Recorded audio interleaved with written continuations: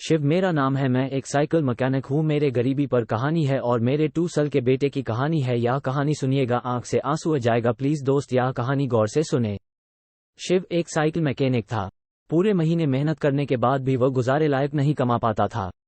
इसी पैसों की तंगी से तंग आकर उसकी बीवी मीना ने उसे छोड़कर किसी और से शादी कर ली थी।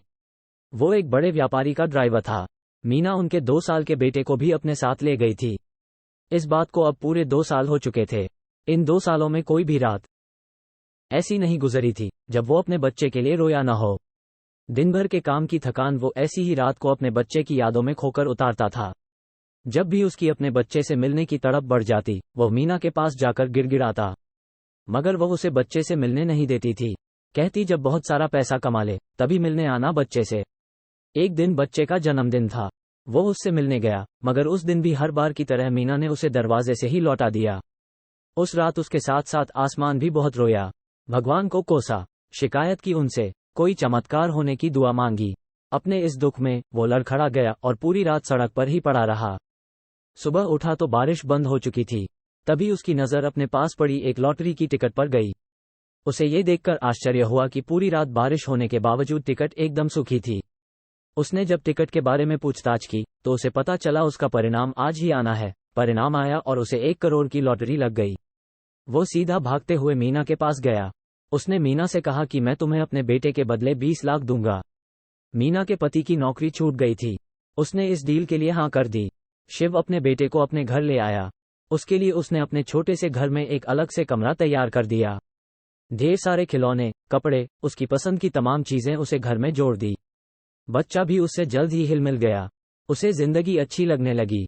फिर एक दिन उसने देखा कि मीना बच्चे के स्कूल खत्म होने के समय रोज उसके सामने आकर खड़ी होने लगी है। बच्चा उसे देखते ही उसके पास जाने को मचलने लगता है, मां के लिए रोने लगता है। ये देखकर शिव मीना से बात करने गया।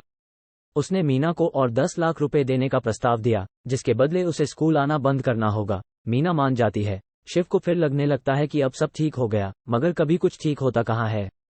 कुछ दिन बाद वो देखता है कि मीना ठीक उसके घर के सामने वाले घर में आकर रहने लगी है और सारा दिन छज्जे पर खड़ी रहती है, जिसे देखकर बच्चा फिर उसके पास जाने की जिद करने लगता है। शिव दोबारा मीना से बात करने जाता है और उसे और 10 लाख रुपए देने की बात करता है, जिसके बदले उसे वो घर छोड़कर कहीं और जाना होगा। मीना 10 की जगह 20 लाख मांगती है। शिव अपने बच्चे के मोह में उसे हाँ कर देता है। मीना वो जगह छोड़कर चली जाती है। शिव को फिर लगने लगा कि सब कुछ ठीक हो गया है। अब उसके पास सिर्फ 30 लाख रुपए बचे थे। कुछ दिन तक ठीक चलता रहा, लेकिन एक दिन अचानक बच्चे को अपनी मां की याद फिर से सताने लगी।